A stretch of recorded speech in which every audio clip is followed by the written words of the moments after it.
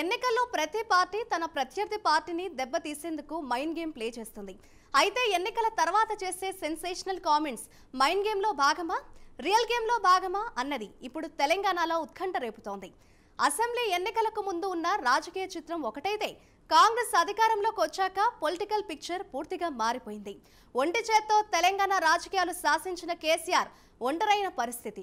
మరోవైపు రేవంత్ రెడ్డి నేతృత్వంలో కాంగ్రెస్ పునరుజ్జీవం పొంది పొలిటికల్ గా కీ ప్లేయర్ గా మారింది.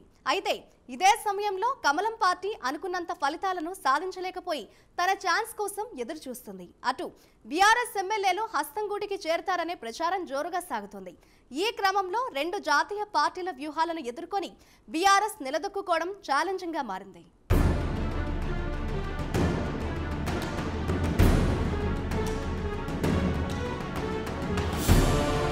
సార్వత్రిక ఎన్నికల ప్రచారంలో భాగంగా బీఆర్ఎస్ చీఫ్ కేసీఆర్ తమతో 25 మంది కాంగ్రెస్ ఎమ్మెల్యేలు టచ్లో ఉన్నారని చెప్పడం చర్చనీయాంశంగా మారింది.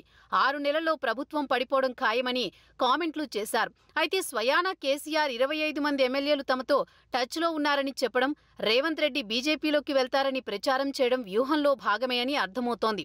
అయితే ఇది ఓటర్లను ప్రభావితం చేయడం కోసమా, లేక కాంగ్రెస్ ఎమ్మెల్యేలను ఆకర్షించే ప్రయత్నంలో భాగమా అన్నది ఆలోచించాల్సిన విషయం.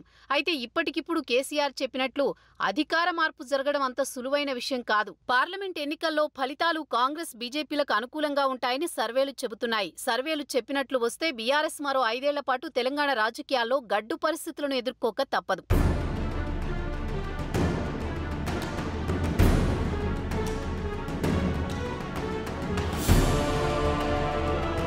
పార్లమెంట్ ఎన్నికల సందర్భంగా కేసీఆర్ 25 మంది కాంగ్రెస్ ఎమ్మెల్యేలు తమతో టచ్లో ఉన్నారని చెబితే, కాంగ్రెస్ మాత్రం ఓ అడుగు ముందుకేసి ఇప్పటికే బీఆర్ఎస్కు చెందిన 3 ఎమ్మెల్యేలను తమ వైపుకు తిప్పుకుంది.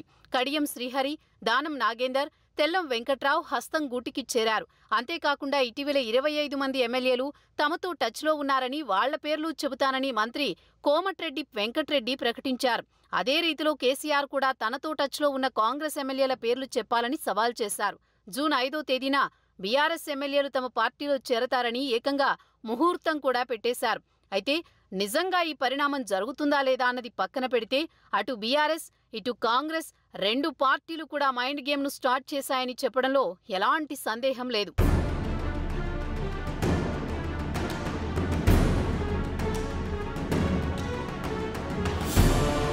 ఇలా రెండు పార్టీల మధ్య ఈ మైండ్ గేమ్ స్టార్ట్ అయితే బీజేపీ కూడా ఈ గేమ్లోకి ఎంటర్ అయింది. కేంద్ర మంత్రి, తెలంగాణ రాష్ట్ర బీజేపీ అధ్యక్షుడు కిషన్ రెడ్డి బీఆర్ఎస్ నుంచి 25 మంది ఎమ్మెల్యేలు కాంగ్రెస్లో చేరడం ఖాయమని కన్ఫర్మేషన్ ఇచ్చారు. అయితే కిషన్ రెడ్డి నిజంగా తనకున్న సమాచారంతో అన్నారా, లేక మైండ్ గేమ్లో భాగంగా బీఆర్ఎస్ను దెబ్బ కొట్టాలని అన్నారా, లేక బీఆర్ఎస్ పార్టీని అప్రమత్తం చేసేందుకు చెప్పారా?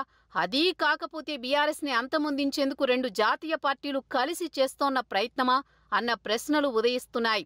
సాధారణంగా బీజేపీకి ప్రథమ శత్రువు కాంగ్రెస్. అలాంటి కాంగ్రెస్లోకి బీఆర్ఎస్ ఎమ్మెల్యేలు వెళ్తున్నారని చెప్పడం వెనుక బీఆర్ఎస్ చీఫ్ కేసీఆర్ను రెచ్చగొట్టి తమ వైపుకు తిప్పుకునే ప్రయత్నమా అన్న కోణంలోనూ ఈ వ్యాఖ్యలను చూడాల్సి ఉంది. అంటే పార్లమెంట్ ఎన్నికల తర్వాత కాంగ్రెస్ వేసే పాచికకు ప్రతిగా కేసీఆర్ ద్వారా కాంగ్రెస్ ఎమ్మెల్యేలను లాగి అధికార పీఠం నుంచి హస్తం పార్టీని కూలదోసే ప్రయత్నాన్ని బీజేపీ వెనుక నుండి చేయిస్తుందా అన్న అనుమానాలు తలెత్తుతున్నాయి.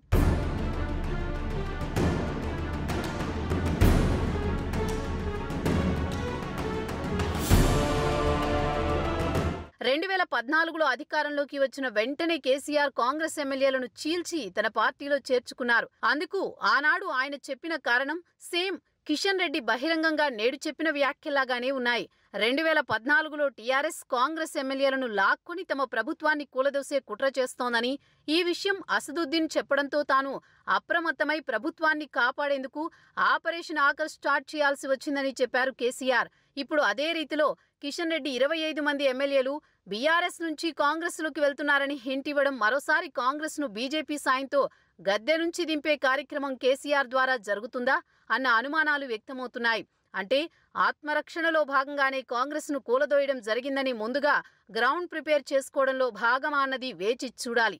అయితే ఇప్పటికిప్పుడు ఇది జరుగుతుందని చెప్పలేం. కానీ పార్లమెంట్ ఎన్నికల తర్వాత తెలంగాణలో పరిణామాలు, ఢిల్లీ పీఠంపై ఎవరు కూర్చోనున్నారు అన్న విషయాలే తదుపరి రాజకీయాల గతిని మార్చుతాయనడంలో సందేహం లేదు.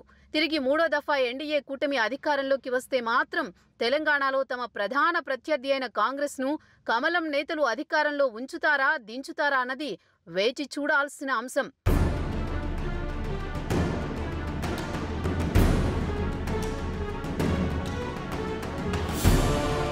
దేశంలో ఇప్పటికే ప్రాంతీయ పార్టీలను రూపుమాపడమో లేక తమ గుప్పెట్లో పెట్టుకునే రాజకీయాలను బీజేపీ అమలు చేస్తోంది. ఈ క్రమంలో బీఆర్ఎస్ ను ఖతం చేసే వ్యూహంతో ఆ పార్టీ నేత కిషన్ రెడ్డి వ్యాఖ్యలు చేశారా అన్న అనుమానాలు ఉన్నాయి. రెండు జాతీయ పార్టీలు కలిసి బీఆర్ఎస్ ను ఖతం చేసే వ్యూహంతో ఉన్నాయా అన్నది కూడా ఆలోచించాల్సిన విషయం. కాంగ్రెస్ విముక్త భారత్ ను ఇప్పటి వరకు అమలు చేసిన బీజేపీ ఆయా రాష్ట్రాల్లో బలంగా ఉన్న ప్రాంతీయ పార్టీలను బలహీనం చేసే రీతిలో ఇప్పటికే పావులు కదుపుతోంది. అందులో భాగంగా తెలంగాణలో బీఆర్ఎస్ ను లేకుండా చేయడమో లేక కాంగ్రెస్ ను గద్దె దింపేందుకు పావుగా వాడుకోవడమో చేస్తుందనడంలో సందేహం లేదు. అయితే మళ్లీ బీఆర్ఎస్ బలపడేలా బీజేపీ సాయం చేస్తుందా అన్న కోణంలోనూ చూడాల్సి ఉంది. అయితే ఏది ఏమైనా పార్లమెంట్ ఎన్నికల ఫలితాల తర్వాతనే అసలు గేమ్ స్టార్ట్ అవుతుందనడంలో సందేహం లేదు. అప్పుడే ఏ పార్టీ ఏ పావు కదుపుతుందో స్పష్టత వచ్చే అవకాశం ఉంది.